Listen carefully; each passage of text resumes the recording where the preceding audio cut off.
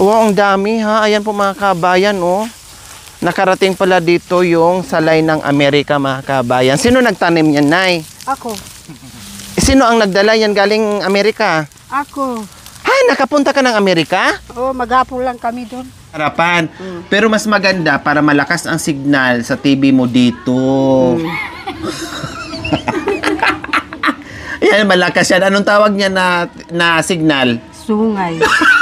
Pinapatuyo mo sa katawan mo. Bawal yun. Mamaya magkaroon ka ng pulmonya. Magkaroon ka ng pulmonya, tapos bronchitis, tapos TB na. Oh. Kundi mayaman ka na kasi may TB ka na sa likod. Siyempre, ayaw mo noon, meron pinapanood yung mga anak kong TV. May antay kulang na lang antena. Saan ka maglagay ng antena? Dito. Sa ulo.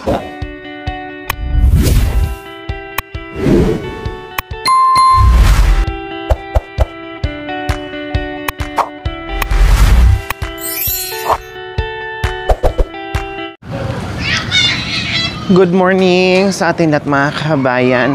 Papunta tayo ngayon kay Nanay Terry. No, kasi meron na naman kaming puntahan mga kabayan, kaya dinaanan namin ngayon. Diyos ko, salamat sa Lord dahil uminit na. Nawala na yung bagyo at ulan.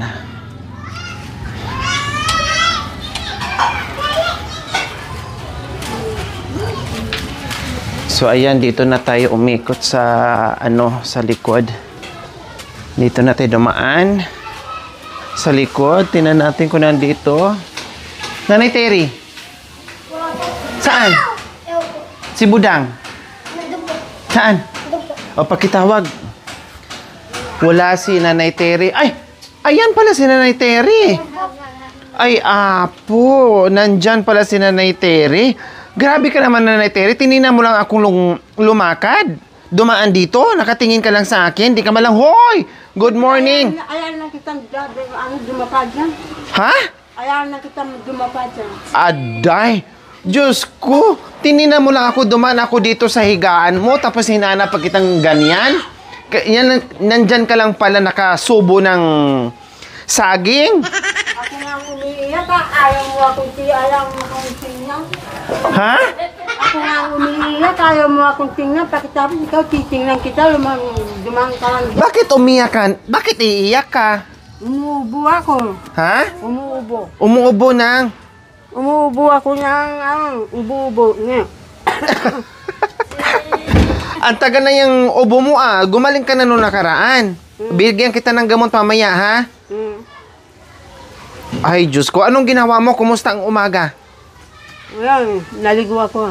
Naligo ka na? Kahit kakapin mo ako, mabango. Ay, patingin nga. Ay, mabango. Patingin. Ay, mabango. Kailan may garapata? May garapata. Aray. Ito, mabango? Ano ba yan? Mabango yung ulo pero yung ilalim Gusto mo saging? mabaho, ha? Saging. Ay, buti nang alok ka. Akala ko hindi ka mang-alok. O sige, kaya mo na yan yung saging na yan. Ano yan, luto? Ayan. Ay, gusto ko yung hinog. Hilaw naman hinog. yan. Wala tayong hinog. Ito pala mga kabayan, nandito pala sa, pero gulang, in fairness, magulang siya, Malaman. Saan to galing? Ayan. Saan? Saging nila. Ha? Doon sa saging nila. Doon to sa bundok? Dala ni kay July? Nandiyan ba si kay July? Wala. Wow. Diyos ko mga kabayan, nadatnan ko si Nanay Terry. Nandito sa kapitbahay, dito kay May. Sa anak niya, no? Dito sa manugang niya, nag-ihaw ng saging na hilaw mga kabayan. Ayan yung almusal mo? Ano bang kinain mo ngayong umaga? Ano? Saging. Tapos, kakain ako ng pansit. tapos, Wala ma. ipa-check up na lang kaya kita mamaya para yung ubo mo. Pero inom ka ng maayos ng panulo ha. Baka mamaya, pa-check up kita tapos pag inom ng panulo, inom ngayon. Bukas hindi. Tapos, ganyan pa naman kayo. Ha? Pa-check up kita tapos para inom ka ng panulo. Kasi yung ubo mo, nung nakaraan pa yan nauna ka pa sa akin, nagkasakit, nagkaubo sipon. Pero ako, gumaling na. Ikaw hindi pa rin gumaling. Oh. Bakit naligo ka pala ng maaga? Saan ka pupunta? Maligo ka, sabi ni Dema. O, mukhang basa ka, hindi ka pa nakabihis? Hindi pa. Ay, kaya pala. Alis, baka nandyan na yung bisita mo. Aday, Kami aalis. masama yung ano, kaya pala hindi ka nauubusan hindi ka nawawala ng ubo sipon. Kasi, biro mo basa ka, naligo ka siguro, hindi ka pa nagbihis, dumiretso ka dito, nagpainit ka dyan sa dapugan. Saan ka naligo? Diyan sa bukal. Maraming tubig dito Gastos yan. Wala nagtitipid. Hindi sabi ni Nanay Gemma, kahit ilang cubic ang maubos mo, 200 pa rin ang babayaran. Ibig sabihin, unlimited yung unlimited yung tubig nyo. Huwag ka mag-alala kasi kahit madami yung magagamit nyo, 200 at 200 pa rin ang babayaran mo. Buti kung per cubic. Hindi bahala na dyan, kahit ilang cubic. Basta 200 lang, kung di tipid na yun, mura na yun. Kaya maligo ka ng maligo dyan, huwag ka nang pumunta ng Sibol. Kasi nadadatan kita minsan, doon ka naglalabas sa Sibol. Doon ka naliligo. Ngayon sa Sibol ka na naman, naligo. Naligo naman ako sa Sibol. Sige, tapusin mo yun, tapos magbihis ka. Kaya pala hindi ka nawawala ng ubo sipon Nakababad ka sa damit na basa. Pinapatuyo mo sa katawan mo. Bawal yun. Mamaya magkaroon ka ng pulmonya. Tapos bronchitis, tapos TB na, Kung di mayaman ka na kasi may TB ka na sa likod. Siyempre, ayaw mo nun, meron pinapanood yung mga anak kong TV. May antena lang antena. Saan ka maglagay ng antena? Dito. Sa ulo. Kunwari, antena to. Ito, antena. Saan mo ilalagay? Siyempre, ilalagay ko dito. Sungay. Diyan, pero may mali. Paano sa mo ilagay? Dito, dahil walang yan, kahoy. Yan. Tapos ang TV saan? Dito Ang TV? Dito yung TV. Diyan na ngayon, hindi na sa likod. Lumipat na sa harapan. Pero mas maganda para malakas ang signal sa TV mo dito. Yan, malakas yan. Anong tawag niya na signal? Sungay. Sungay na? Kalabaw. Paano sumuwag ang kalabaw?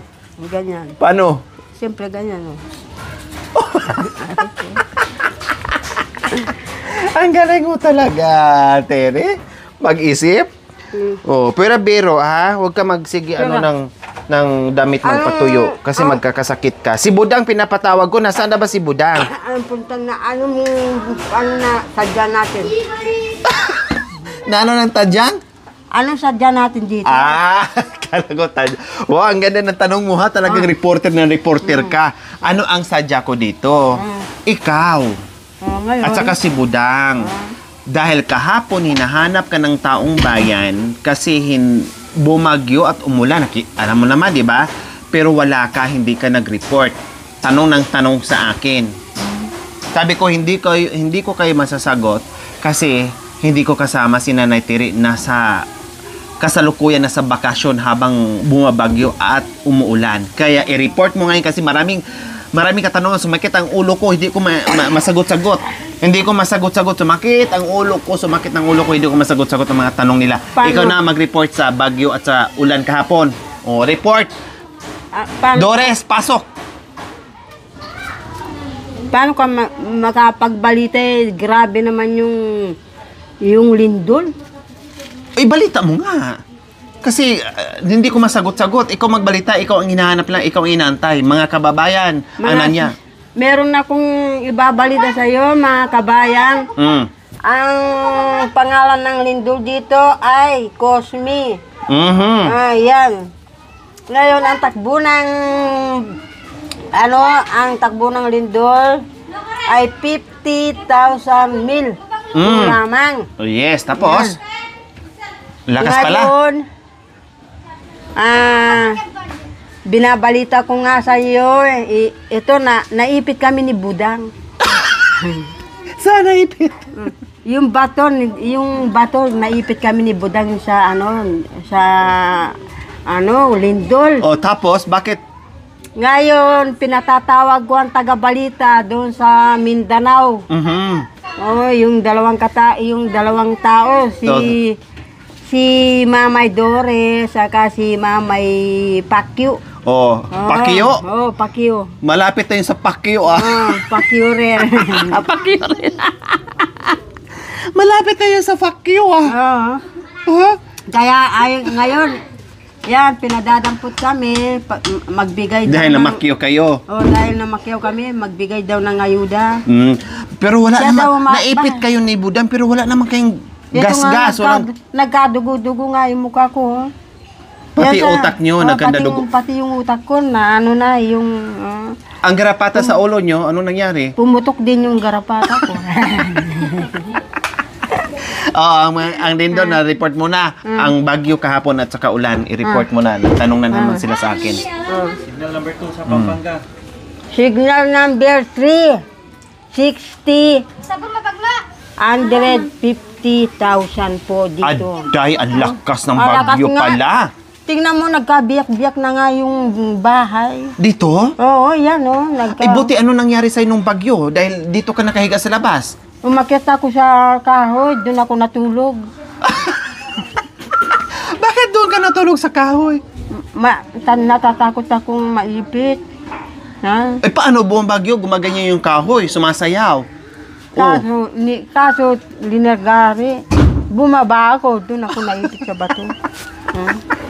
Ay, ang dami mong alam. Tire, okay, sige. Ayan, nag-report na sa atin si Nanay Tire. Pagpasensyahan nyo yung report niya late kasi nga nasa bakasyon siya kahapon, hindi namin nakasama. So, ngayon lang yan nabalita. Alam na natin ngayon mga kabayan ha, buti na lang naipit sila pero nakalabas pa rin mga kabayan. At least safe sila, no? Tara na. Alis na tayo. Alis na tayo. Magbihis ka muna. Kasi sabi nila, Nanay Tire, bakit hindi nagbibihis si Nanay Tire? Bakit hindi naliligo si Nanay Tire? Pero hindi nila alam na naliligo ka. Katulad ngayon, mabango ang buhok mo. Naamoy ko. No, amoy shampoo. Shampoo na... anong klaseng shampoo ang ginamit mo? Shampoo pampasay. Para yung kadugtong ko mamamatay na para may pera ako. Shampoo pang patay? Yung bang bago ka ibalsama, kailangan, di ba, pinapaliguan yung tao. Yung patay, bago ibalsama para malinis. Tapos, yan ang panggamit, yun ang ginagamit mo ngayon. Yun ang ginagamit ko para mamamatay yung kadugtong ko. Kaya pala fresh na fresh ka ngayon kasi bago kang inject na. Bagong inject na. Para bagong jack na yun, formalin. Pampagulat. Para magigising ang ating kaluluwa. So, naliligo. At sabi din nila, Nanay Tire, wala ka daw bihis. Bakit pabalik-balik yung damit? Hindi nila alam na ang dami mong damit. Ito, nilabahan ko nga yan nung nakaraan. Tinamo, suot na niya ngayon mga kabayan. Marami siyang damit. Nakasaku-sako. At bukod doon, marami siyang damit na sinaping ko yung iba, binigay ko sa kanya, yung iba iniwan ko sa likuran ng sasakyan namin, kaya nandoon yung iba. Para pag umaalis kami, ay meron siyang isusuot na maayos-ayos na matino-tino. Kasi pag iwanan ko lahat sa kanya mga kabayan, baka mamaya mapunta sa ayuda, mawala na naman siya ng bagong damit. Okay?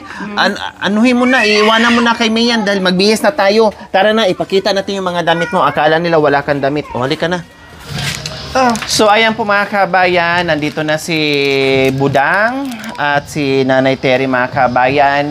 Wala si Gaygay kasi may trabaho. Dalhin sana namin. Kailan may trabaho, isayang naman yung trabaho niya mga kabayan. Wala naman kami ibang pupuntahan, kundi doon lang kami kay Tatay Ronnie mga kabayan. At bawal ang chismis kasi magagalit ako pag mayroong magchismis sa amin. Putulan ko ng dila. Yes po mga kabayan, maputulan ko ng dila kasi tinapos ko na ang problema ni July and Budang, and then makakarinig na naman ako ng chismis, idemanda ko na talaga mga kabayan. para doon natitira sa prisuhan, no? Idemanda na talaga namin ni Nanay Terry kapag meron pang chismis kasi wala na. Tinapos na namin at okay na, nagkasundo na ulit at wala na naging problema. So ayaw ko na makarinig ng iba pang problema at iba pang chismis. Kasi number 1 akong magagalit at magdemanda sa kanila. Okay, so Nanay Terry and Budang, let's go na.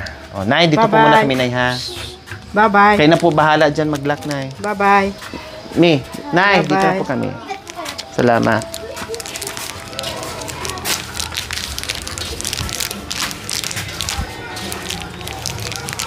Sino to na? Bye. Bye-bye. Diyan na lang kayo. Sabi. Saan nagtrabaho si Gaygay? Saan banda?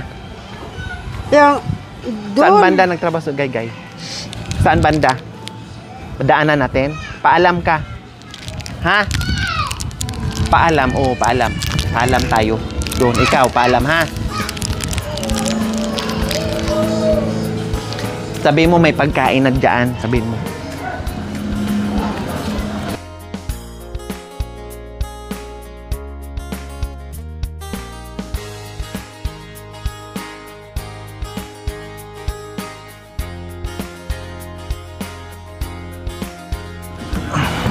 Ituro niya kung saan si Gaygay.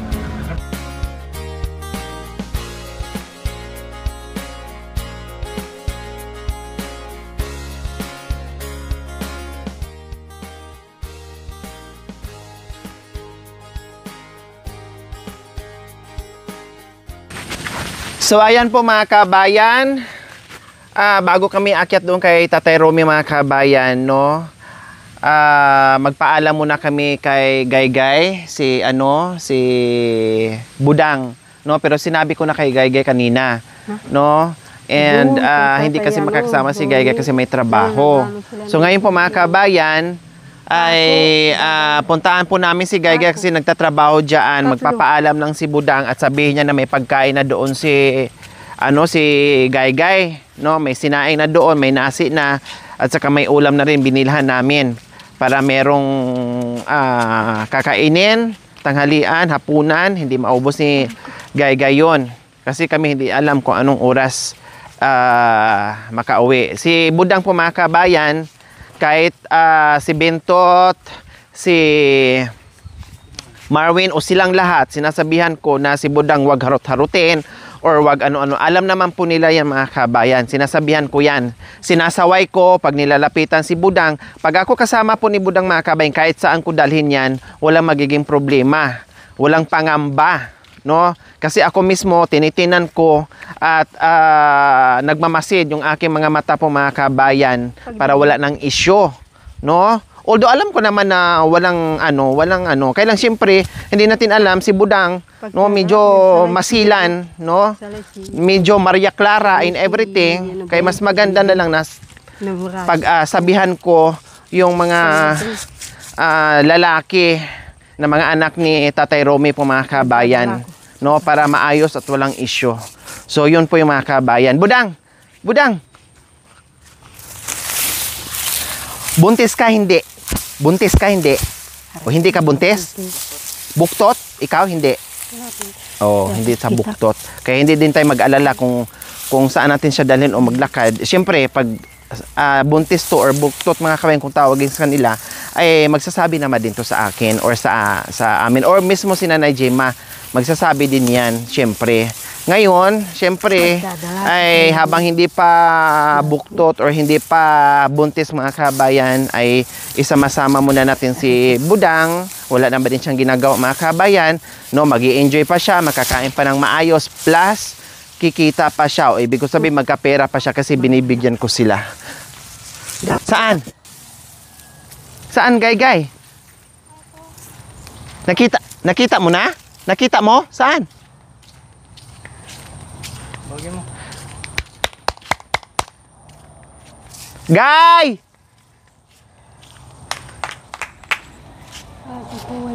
Ha? Nay, saan po kayo, Nay? Mamaya na. Manaka kayo? Manaka?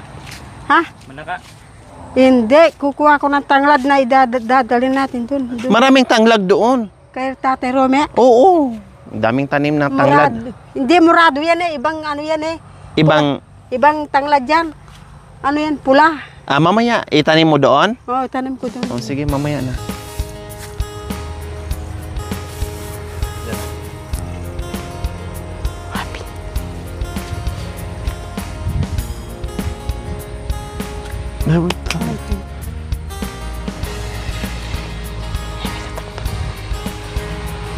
Hindi namin nakita si Gaygay, hindi narinig, wala doon, siguro nandoon sa sulok mga kabayan. No, mahina pang pandinig ni Gaygay. So ngayon, nakahanap si Nanay Terry ng pula na salay or tawag nito, tanglad. O itatanim daw niya doon sa kay Tatay Romy. Mabango siya mga kabayan. Ayan ang bango, mas mabango pa doon sa sa isang salay na green lang, yung puti. Ito kulay pula. Anong lahi po tunay? Ha? Anong lahi? Galing States yan. Galing Amerika to? Oo. Wow! Ang tawag dito sa inyo ay? Salay. Muska ba? Ano yung sabi mo? Salay. Muska. Tara. Anong tawag pa dyan? Muska? Salay. Ha? Salay. Tanglad. Tanglad. So, tanglad siya kung tawagin. Kailang, bakit pula? Yan nga, galing Amerika yan. So may lahi. Hindi tulad sa salay natin na puti. Saan mas malasa? Yaan o yung puti? Ito. Mas mabango yan. Mas mabango. Oh, tama mga kabay, mas mabango nga siya. Kaya pala binalikan niya kanina. No, ito, ano to? Salay din to? Oo, lahat yan. Hanggang doon. Oh, akala ko, talahib lang siya. Salay pala tunay? Wow, ang dami ha. Ayan po mga kabayan, oh. Nakarating pala dito yung salay ng Amerika, mga kabayan. Sino nagtanim yan, Nay? Ako. Sino ang nagdala yan galing Amerika? Ako. Ha? Nakapunta ka ng Amerika? Oo, maghapon lang kami doon. Ha? Mayaman yung kumuha sa akin dyan. O tapos? Tapos nakita ko yung tanglad doon sa tabi nilang bahay. O tapos? Sabi ko, ba't pula ito ate? Yan ang tanglad na original. Kinuha ko. Ay, ako. Kailan kayo pumunta ng Amerika? Ay, nung namatay yung mayaman na presidente. Doon sa Amerika? Oo. Tapos, nakilibing ka? Oo, nakilibing ako. Tapos nakita mo to yung tanglad? Oo. Ilang araw ka doon? 3 araw. 3 araw lang. Magkano pamasahe? Ewan ko dun sa manager. May manager ka pala. Sino kasama mo doon? Yung ang kumuha sa akin. Buti hindi ka nagka-boyfriend doon. Ha? Buti hindi ka nagka-boyfriend doon ng Amerikano. Muntik na kamong itinanan ako yung gabi na yun. Sino? Sino muntik ka ng itinanan? Sino? Namatay na rin yun. Anong pangalan? Hindi ko pa alam. Nakalimutan mo? Dahil bago pa lang siya nagpapakita. O paano kung natanan ka? Kundi sa Amerika ka na pala ngayon nakatira? Ha? Doon na sana ako ngayon. Kaya nga, sayang, balik ka doon para doon ka na makatira. So ayan, may dala-dala siya pang tanim niya. Sige.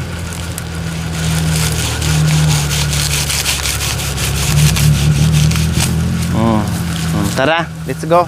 Tignan mo na. Oo. Itanim natin yan doon ha. Padamihin natin.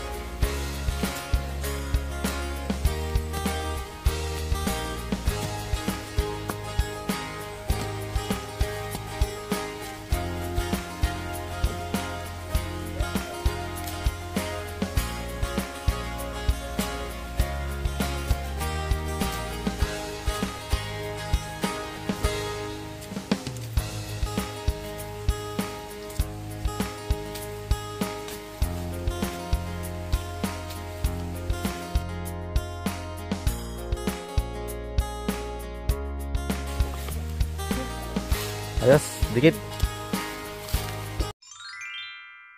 Thank you for watching. Don't forget to like, share, and subscribe.